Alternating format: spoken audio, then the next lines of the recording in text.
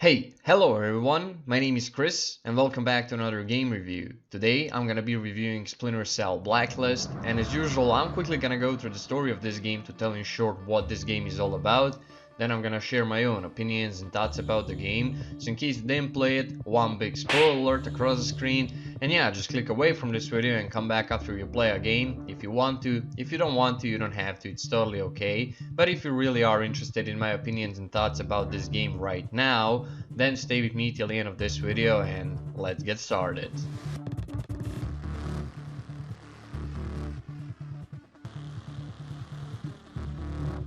Alright guys, Splinter Cell Blacklist is a third-person stealth action game that was released all the way back in 2013, which was, believe it or not, 8 years ago. This game was developed by Ubisoft, and this was back in a day when Ubisoft actually made quality and fun games that were not recycled shit with bunch of shitty DLCs and RPG elements.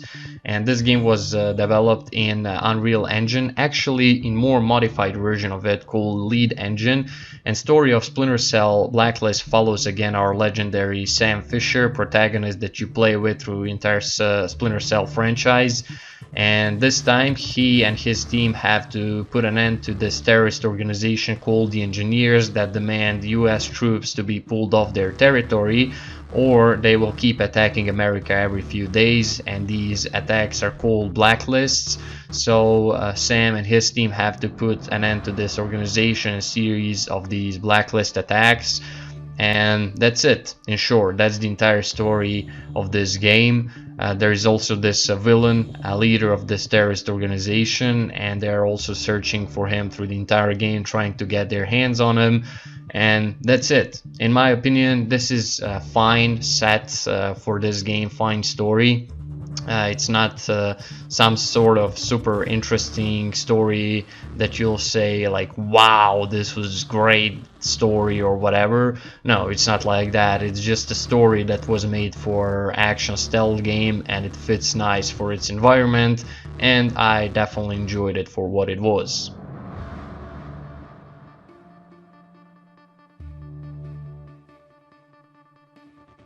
Alright, let's talk about gameplay, which is primary and most fun thing about this game in my opinion. Now, Splinter Cell Blacklist is a sequel to Splinter Cell Conviction, and I played both of these games together with some older ones, and by far in the entire franchise, Conviction and Blacklist are the best ones. With Blacklist being in the first place because I think it's much more improved Conviction, I would say. Now, through the entire franchise, Splinter Cell always was a stealth game. However, for the first time in the entire franchise, Splinter Cell Blacklist offers a player 3 different playstyles: Ghost, Panther, and Assault. Ghost means that you go through the levels unnoticed, stealthily knocking out your enemies without killing them. You can knock them out from behind with your hands, or you can use sleeping gas, shocker bolt, stun gun, tri-rotor shocker. There is a bunch of different ways you can knock your enemies out. Panther, which is my favorite one, is pretty similar to Ghosts, just the only difference is that you go lethally. So you can use suppressed weapons to kill your enemies, you can take down your enemies with a knife, and it's just basically stealthing with killing.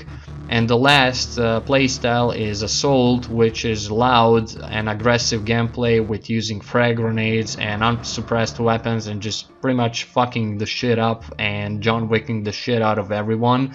So I like how game offers all these different playstyles, and everyone can choose one of them and play it because everyone wants to play the game differently, and I appreciate that about this game. However, this game is pretty short and can be finished in only few hours, so replayability is a good thing about this game, and these playstyles are good because they encourage replayability. So each time you can finish the game with a different playstyle, and each of these playstyles give you a different amount of points and money. Ghost is the one that gives you the most of money and points that you can use to upgrade your weapons, suit, customize your character, your gear. So a lot of things can be customized, from your pistol to its attachments, to your rifle to its attachments, to your suit and your goggles, color of your goggles that glow in dark when you're hidden. So everything can be literally customized on Sam. Even the color of the outfit, you can choose the different skins for his suit. All of the suits have different stats. Some are more stealthy, some have more armor points.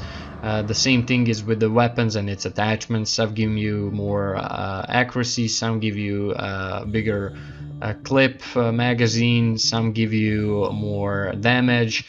Depends really what you wanna do, how you wanna play. It all really depends by your playstyle, but trust me, once you purchase that SC sniper rifle and pistol and upgrade it completely with all best attachments, nothing in this game stands in your way. Literally, you will one-shot all your enemies in the game with that sniper rifle most of the time, and that's the point where the game just gets too easy. And that's also something that I disliked. It's like unbalanced. I think they should have balanced that a bit more. That's also a minus. However, if you decide to play stealthily in this game, you're gonna be very happy about it, because this game just does the stealth right, man. This game is so good while playing stealthy. It's so perfect in every way, and I really loved it and enjoyed it.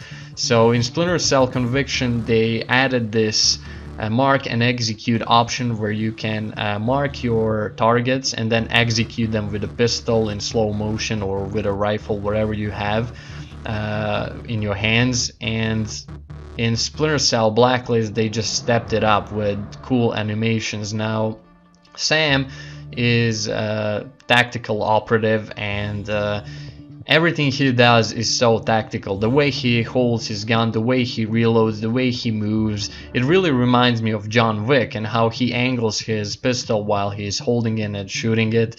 And that's something that actually exists in real life. It's called central axis relock, and it's so cool, looks so cool, feels badass, and it's so fucking interesting to watch and do in this game as well, especially when you use that mark and execute option and kill your enemies in slow motion, especially like if you come closer to one of marked targets. And I love how he does those cool animations when he grabs him, pulls him down, shoots one or two guys, and then comes back to the guy he grabbed and executes him by breaking his neck or just shooting him some cool way or something. It looks so cool. And when you master stealth in this game, you can move through the level like a ghost while taking out your enemies completely stealthy without them noticing you, and you can do that all while moving fluidly. It's so good. The stealth in this game is so fun, man. I never played more funnier stealth game than this, in my opinion. This is just so perfect in every way. Now, I don't know did I mention, but the game also has a bunch of different enemies. So not all enemies are the same. Some are tougher, some are less tougher. But like I said, once you obtain that SC sniper rifle and pistol, pretty much all of the enemies are little pussies for you in this game. But until then, you might have trouble taking out some enemies. You have, for example, these shield enemies. They are heavy guys in armor holding shields, and they can be taken out only from behind or by shooting them in the head once or twice with your SC sniper rifle and killing them instantly, or taking their helmet off first and then shooting them in the head. So those are, I would say, the toughest enemies in a game. That they take some time to take out. Then you have these drone operators that are extremely annoying. They launch the little drones, and if they find you, they instantly explode, and it's an insta-kill. And you have to take them out if you want to use your goggles. Yes, you also have goggles in Splinter Cell Blacklist, and they have two different modes, which is night vision and thermal. You can also upgrade a bunch of different goggles. At the first you don't have that thermal option, you have to purchase the different goggles to obtain it. And night vision is something that is completely useless in this game because lightning is so terrible. That's also another minus about this game. Like, even if you pull the brightness to lowest, it's still gonna be very bright and you can see completely fine without the night vision. So it's completely useless. But however, this thermal sonar allows you to see your enemies through the wall, and that can be very useful and fun thing to do. But again, if you have these drone operators around, you'll first have to take them out and then you can use your goggles, and these guys are extremely annoying. But one thing I hate more than drone operators are dogs. Now, dogs are just, I think, the purest evil in this game. They can literally smell you and follow you no matter if you are hidden behind a cover. They are extremely sensitive to sound and you'll have to be very sneaky around them, and shooting them from a distance or instantly when you spot them is probably your best option to take care of them. So as soon as you see the dog, just shoot him, trust me. It's really annoying if he spots you and then grabs you. You'll have to mash E to take him down, and it will give your enemies time to come and shoot you, or those little drones to come and explode and kill you instantly. This can be extremely annoying in a wave survival mode, and that's probably the mode that I had the most fun with in this game. So you have a bunch of these side missions that you can do in game, and like headquarters of Fort Ashland, which is the team Sam Fisher is working for, like the government agency Sam Fisher is working for. This entire agency is set inside of a plane, and this plane is pretty much like a my menu of a game. That's where you select the missions from, side missions. You can even upgrade the plane. If you talk to Grim, you can come to her and upgrade the plane, and each of these plane upgrades will give you something. Some will unlock new weapons for purchase, some will unlock the little radar on the bottom left of your screen so you can see the enemies around you while you move. And it's a cool little thing how you can upgrade all these things. And then there is that SEMI map that you can use to select the missions from, and you can select these survival mode missions that can also be in single player or co-op. Unfortunately, multiplayer for this game is dead, and I got only one match to play. And it's like, basically, it reminded me actually of Counter-Strike, just like more weirder version of it. I don't know how to call it. Basically, it's spies versus mercs. Mercs play in first person while spies play in third person, and at first that might seem unfair, but it's not. It's very well balanced and very well done, and spies have to hack different locations while mercs have some time to disable the hack when they hack it. And once the spies hack the location, they have to hide and wait for mercs to come disable it and just try to kill them. And that's the only time where night vision is actually useful. Multiplayer is so fucking dark, you can't see shit without the night goggles, and mercs will have to use flashlights on their weapons to search those dark corners. You can also purchase different classes for spikes and mercs. Each of them is different. They have different weapons and gear that can use. And yeah, that's pretty much what the multiplayer is all about. I unfortunately didn't got a chance to play a lot of it. I've seen there is some other mods, but they're locked for some reason. I cannot play them. And like I said, I only played one match and that's it. The multiplayer servers are just dead for this game. I can't find any players, which is unfortunate because there are also some co-op missions that I didn't play, also because I can't find any players. So I really would like to play these, but I can't because the servers are dead, there is no players. And these missions are actually for Briggs, another character that appears in the game, and Sam's friend, and you can play these only in co-op. but yeah, that sucks that you can't play him in solo with him being just AI that follows you or whatever. But anyway, these survival mode missions where you go through these levels and just survive waves are really fun. It can be extremely frustrating, especially when you reach the higher rounds. If you have bad gear, if you don't have that SC sniper rifle and pistol and that stealth nanofiber suit, it's gonna be really tough surviving all 20 waves. But basically, the longer you stay, the more points you earn and more money you earn for upgrading your gear later. And yeah, that survival mode is definitely the most fun thing I've played in this game. It's really challenging and it's really fun. It like shows all the mechanics this game has in one little game mode, and it's really fun to play. So I really enjoyed it, and I really got pissed off at some of these levels. It was really hard, and I played on normal, and there is like from rookie to professional or realistic is the highest. So there are basically 4 different difficulty settings you can play on, and if you like select realistic, you cannot even rearm at the boxes, at the ammo boxes that are separated around the levels, so you can take the ammo back or customize your gear as you wish. So even that is disabled, so I can only imagine how hard it is to play that without any ammo or whatever. You have to be super stealthy.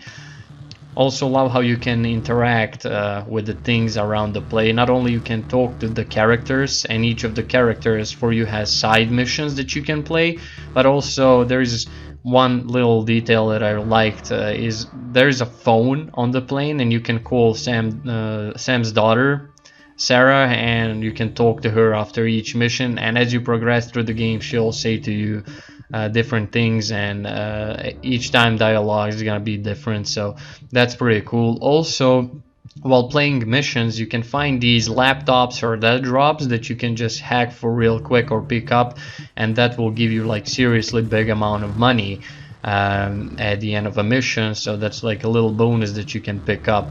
So it's not that this game doesn't have a content. There is plenty of content with these survival modes and side missions and all that. The gameplay is really good and all that. I really liked everything, but I wish like the story, the real like campaign was longer. I really enjoyed the campaign.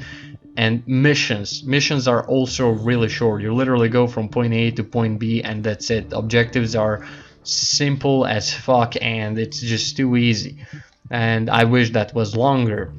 I also love how you can parkour almost everything in this game. You can literally hang from the walls, from the fucking pipes, on the ceilings, shoot your enemies, jump on them.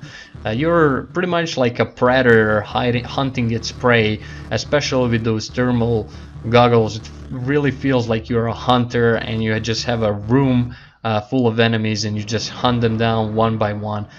It's so fun, and I don't know what to say. This game just does the stealth right. It's perfect in every single way, guys.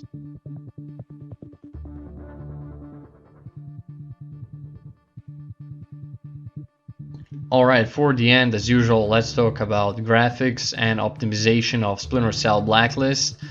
Now, like I've mentioned at the beginning, this game is 8 years old and it aged pretty well, but graphically and visually this game holds up pretty well actually. It looks still nice, and I remember playing this game back in 2013 on my very old Intel dual-core computer with like 1 or 2 gigabytes ATI Radeon graphics card, and I think I had like 2 or 4 gigabytes of RAM, which wasn't enough to play this game in 30 FPS on no lowest settings. I played it in like 20-25 FPS, I think. It wasn't even 25, it was around 18-20 FPS, so it was pretty terrible, and the worst part is that I actually managed to finish the whole game like that. But the reason why I decided to replay it is obvious, because I didn't enjoy it like that, and I'm not sorry that I replayed this very good game. And now I enjoyed it fully like I should have the first time. So yeah, visually the game looks nice and all that, but however, it's still buggy. Even 8 years later, like, Ubisoft is obviously one of those studios that never learn how to optimize their games. Like, bugs are not that often in Splinter Cell Blacklist, but it's not that they don't happen. Some of these bugs were game breaking, like game freezing and having to restart the entire game, and that's happened to me twice on survival mode when I was on the last wave, and it didn't save, so I had to replay everything. So I just successfully wasted one whole day trying to finish that game mode, and I was so pissed, I remember. And there are also some visual bugs and some animation bugs, but they're not that often again. But it's not that they don't happen, you can clearly see them a bunch of times through the game, but it's not like they're gonna prevent you from playing or whatever. They can be unglitched or unbugged pretty easily by jumping over a wall, and it somehow magically fixes itself or whatever.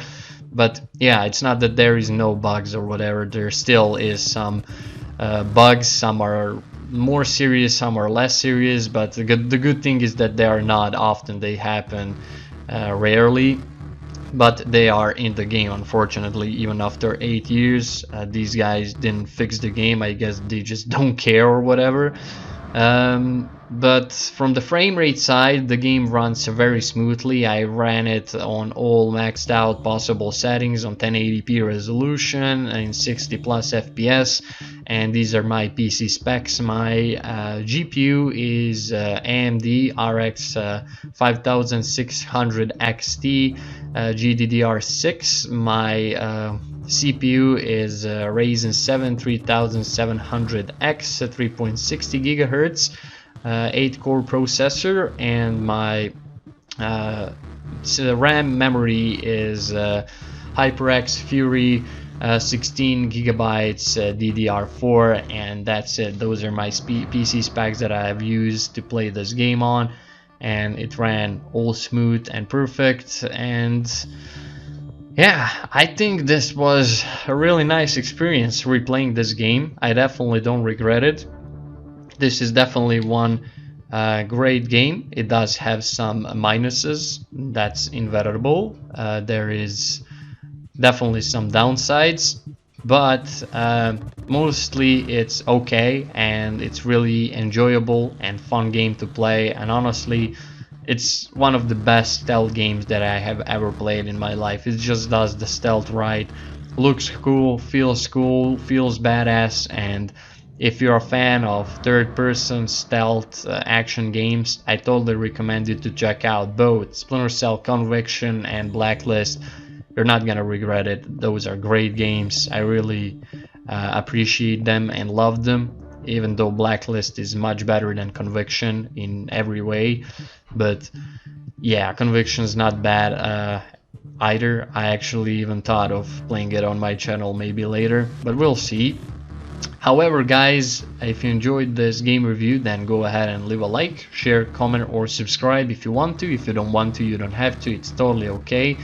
You can also join my Chris Facebook group. Link is down below in the description. And I post all kind of stuff over there, like memes and gaming news. So check it out if you want to. And I want to say one big thank you for watching. I appreciate all of your support and everything you've done for me and my channel so far. You're amazing, guys. I love you, and I'll definitely see you in the next video. Chris out.